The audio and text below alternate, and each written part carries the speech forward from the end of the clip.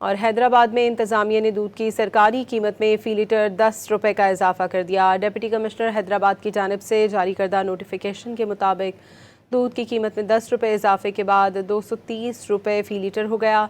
Dairy farmers के लिए फ़ी litre दूध की कीमत 200 और होल सेलर के लिए 215 रुपये लीटर मुकर्रर कर दी गई है। और हैदराबाद में इंतज़ामिया ने दूध की सरकारी कीमत में फ़ी लीटर 10 रुपये का इजाफा कर दिया। डिप्टी कमिश्नर हैदराबाद की जानिब से जारी करदा नोटिफिकेशन के मुताबिक दूध की कीमत में 10 रुपये इजाफे के बाद 230 रुपये फ़ी लीटर हो गया। डेयरी फार्मर्स के लिए फ़ी लीटर दूध की कीमत 200 और होल सेलर के लिए 215 रुपये लीटर मुकर्रर कर दी गई है।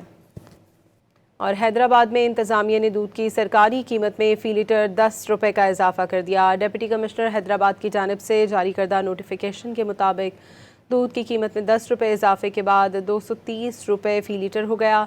डेयरी फार्मर्स के लिए फ़ी लीटर दूध की कीमत 200 और होल सेलर के लिए 215 रुपये लीटर मुकर्रर कर दी गई है।